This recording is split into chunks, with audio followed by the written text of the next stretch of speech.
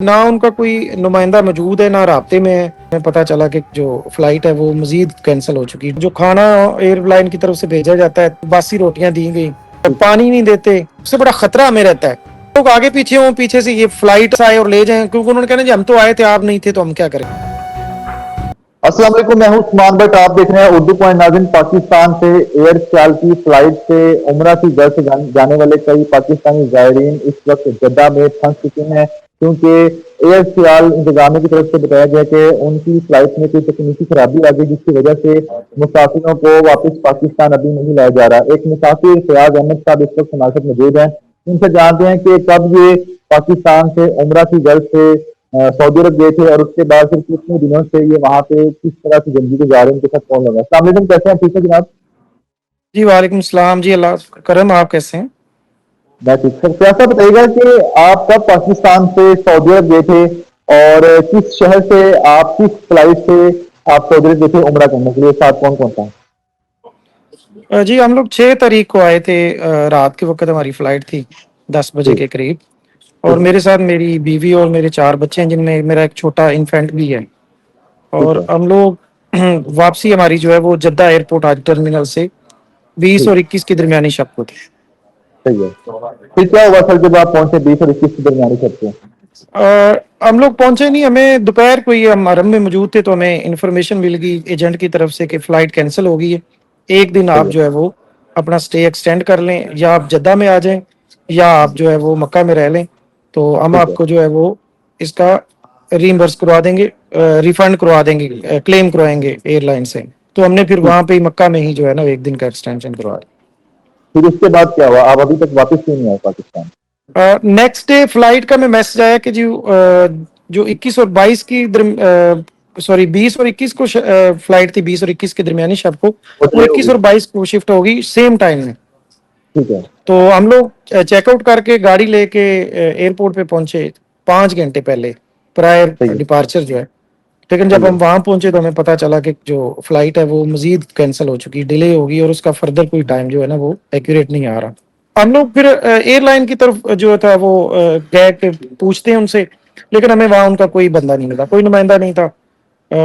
Counters پہ جو لوگ تھے جو چیک ان کروا رہے تھے دوسرے شہروں کا، وہ عربی تھے، اور ان کا وہ کہتے جی ہم تو امپلائیز ہیں اور ہمارا کام بورڈنگ کرنا ہے، انفارمیشن دینا نہیں ہے.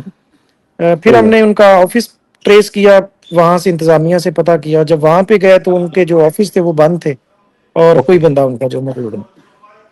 ٹھیک ہے. پھر نیکسٹ کیا کیا آپ نے؟ پھر ہم لوگ جو سارے جتنے بھی متاثرہ لوگ تھے وہ سارے اکٹھے ہو گئے، بیٹھے رہے، ویٹ کرتے رہے. وہ 6 گھنٹے کا ویٹ کرنے کے بعد ڈھونڈتے رہے ساتھ ساتھ. کوئی کبھی میں چلا جاتا، کبھی کوئی اور چلا جاتا. اس طرح فردن فردن ہم دیکھتے رہے کہ کوئی ہمیں بندہ مل جائے. صحیح ہے. 2 بجے کے قریب، رات کے 2 بجے کے قریب ہم 10 ساڑھے 10 پہنچے، اور رات کے 2 بجے جو ہے نا وہ ہم لوگوں نے پھر یہاں پہ ہمارے ساتھی ایک تھے عربی اسپیکنگ تھے، وہ سعودیہ میں رہے، ان سے مدد لی. انہوں نے عربیوں سے بات کی. انتظامیہ کو تھوڑا سا ہم نے پش کیا کہ جی ہمیں وہاں پہ اپنے کسی آفس میں لے کے چلے، یا ہمیں اجازت دیں پھر ہم کہیں پہ کھڑے ہو کے احتجاج کریں. پھر انہوں نے جو ہے وہ ایئر لائن کو پرسو کیا. پھر ایئر لائن والوں نے ایک ڈرائیور بھیجا بس کا. اس ڈرائیور نے آ کے ہمیں کہا جی ہم لوگ جو ہے نا ایئر لائن کی طرف سے آئے ہیں، تو آپ بسیز میں آئیں، بسیز ہم لے کے جائیں گے آپ کو ایئرپورٹ پہ. پھر وہاں 2 بسیز موجود تھیں، 50-60 افراد کی کیپیسٹی والی ایک بس تھی. تو جو وہاں لوگ موجود تھے وہ اس فلائٹ کے لوگ اس بس میں بیٹھے. 2 گھنٹے میں وہاں پہ مزید بس میں انتظار کرایا گیا. 2 گھنٹے کے بعد ان کا 2 لوگ آئے، پاکستانی تھے. انہوں نے جسٹ ہمارے پاسپورٹ چیک کیے، اٹینڈنس لگائی، اور وہ بھی چلے گئے. اس صحیح کے ہے. بعد وہ ہمیں کوئی فجر کے ٹائم پہ یہاں جدہ کے اندر کوئی ایئرپورٹ سے آدھے پونے گھنٹے کی ڈرائیو کے بعد ایک اپارٹمنٹ ٹائپ کا ہوٹل ہے الفرسان کے نام سے، وہاں پہ ہمیں ڈراپ کر کے وہ نکل گئے. صحیح ہے. اب پھر اس کے بعد ہم جو ہے نا وہ ریمو کرم پہ آ گئے ہوٹل والوں کے. یہ اوکے. ہوٹل نہیں ہے، یہ اپارٹمنٹ ہے، اور ان کا سٹینڈرڈ بھی بڑا لو ہے. سروس نہیں ہے، کوئی سروس نہیں، روم سروس دیتے. اور جو کھانا ایئر لائن کی طرف سے بھیجا جاتا ہے 3 ٹائم کا، وہ بالکل سب سٹینڈرڈ ہے. وہ آپ کسی اوکے. ریڑی سے کھا لیں پاکستان میں لاہور میں، یا یہ والا ٹھیک. کھانا کھا لیں، تو شاید ریڑی والے کا بھی کچھ ٹیسٹ یا معیار اچھا ہوگا، اس کا جو صحیح ہے ہے. نا بالکل بھی نہیں. اور رات کا جو کھانا آیا اس میں باسی روٹیاں دی گئی. کمپلینٹ کی، اس پہ کوئی ایکشن نہیں لیا گیا. الٹا جی کہا کہ جو آپ کھانا ہے تو کھائیں, نہیں کھانا تو نہ کھائیں, یہ پڑا ہوا ہم چلے گئے. پانی نہیں دیتے, یہ جو کھانے کے ساتھ اگر مل گیا ٹھیک ہے, ختم ہو گیا تو وہ بھی نہیں ملنا, اور پھر آپ نے مارکیٹ سے خرید کے پینا ہے. اگر اسی طرح سے ہمیں جو ہے نا وہ آپ سمجھ لیں کہ ہم ایر سیال کے جو ہے وہ جیل میں ہیں, اور قیدیوں کی طرح ہمارے سے ٹریٹ کیا جو ہم کھانا کھا رہے ہیں. اور یہاں پہ عورتیں ہیں, بچے ہیں, مرد ہیں, بوڑھے ہیں, سب ہر ایج گروپ کے لوگ ہیں. عمرہ کر کے ہیں, یہ آپ کو پتا ہے کہ عمرہ کا جو اپنا ہی سفر ہے وہ تھکاوٹ والا ہوتا ہے, آپ نے دن رات عبادت کی ہوتی ہے اور تھکے آ رہے ہوتے ہیں. اب یہ تیسرا چوتھا دن ہمیں یہاں پہ یہ ضلالت اٹھانی پڑ رہی ہے, اور اخراجات بھی ہمارے ساتھ ساتھ بڑھ رہے ہیں. اچھا، یہ بتائیے گا، ایک تو آپ کا ویزا کتنا ہے، دوسرا یہ بتائیں ایئر سیال انتظامیہ کی طرف سے آپ کو کچھ بتایا ہے کہ کب آپ کی فلائٹ ہوگی، کب آپ پاکستان جا سکتے ہیں؟ عمرہ کا ویزا 90 ڈیز کا الاؤ ہوتا ہے, اس میں تو کوئی مسئلہ نہیں ہے. ٹھیک ہے. باقی ایئر سیال کی طرف سے, چونکہ میں نے پہلے بھی بتایا کہ نہ ان کا کوئی نمائندہ موجود ہے, نہ رابطے میں ہے. ہماری صحیح ہے. ساری انفارمیشن جو ہے وہ ایسے ہی پاکستان سے اپنے رشتہ داروں سے اور دوستوں کے تھرو آ رہی ہیں, اور وہ ساری غلط ہیں, یا ایجنٹ ایجنٹس بھی غلط انفارمیشن دے رہے ہیں. غلط دے رہے اور ہیں انفارمیشن. واپسی کا کوئی پتا نہیں رہے, کوئی کچھ نہیں بتا رہے کہ ہم واپس کب جائیں گے اور کون سی فلائٹ ہوگی, کس ٹائم ہوگی, یہ کوئی پتا نہیں. ٹھیک ہے، یہ بتائیے گا کہ آپ کے پاسپورٹ کہاں پہ ہیں، اور آپ کی فیملی میں بچے بھی بتا رہے ہیں، تو کس طرح سے آپ فیملی کو لے کے وہاں پہ رہ رہے ہیں، ان کے سارے معاملات کس طرح دیکھ رہے ہیں، خرچہ کیسے پورا کر رہے ہیں؟ پاسپورٹ ہمارے جیسے ہی ہم انٹر ہوئے تھے تو یہاں پہ اپارٹمنٹ والوں نے رکھ لیے تھے. حالانکہ ہم اس صحیح سے ہے. پہلے بھی مکہ اور مدینہ میں بھی رہے, تو وہ پاسپورٹ چیک کرتے ہیں بس, اس کے سب کچھ. علاوہ یہ انہوں نے پاسپورٹ ہمارے ہولڈ کیے ہیں. بچے اور جتنے بھی ہمارے معاملات ہیں وہ ہم خود دیکھنے پڑ رہے ہیں. مطلب دیکھیں, وہ تو ویسے تو لک آفٹر کرنا ہوتا ہے, لیکن اس کے علاوہ جو ان کے باقی چیزیں ہیں وہ ساری جی. ہمیں جو ہے نا وہ مارکیٹ سے اور خود سے, کوئی اس طرح کی ان کی کوئی سروس نہیں. ان کی طرف سے جو ہے نا وہ جس ایک کمرہ ملا ہوا ہے اور یا ایک کھانا آتا ہے, وہ آپ کو میں نے پہلے ہی اس کا بتا دیا. وہ اس ہوٹل کا کرایہ آپ لوگ دے رہے ہیں یا ایئر سیل کی طرف سے یہ سارا اسپانسر ہے؟ نہیں, یہ کھانا اور ہوٹل ایر سیال دے رہی ہے. وہ تو آپ کو پتا ہے انٹرنیشنل اسٹینڈرڈز ہیں, سول ایویشن کے رولز ہیں. لیکن پہلا دن جو ہمارا گزرا ہے وہ اس میں کوئی انہوں نے نہ کرایہ دیا اور نہ ہی ہمیں کوئی چیز فیسیلیٹیٹ کی, نہ ہی ٹرانسپورٹ دیے. سر، ایئر سیال کی سروس سے آپ اتنی بری طرح پہنچ چکے ہیں، آپ کے سب سے ایئر مسافر پہنچ چکے ہیں، تو آپ نے اس سروس کا انتخاب کیوں کیا، کس کے کہنے پہ کیا؟ اس سے پہلے آپ جو ٹریول کرتے تھے وہ کون سی ایئر لائنس کے؟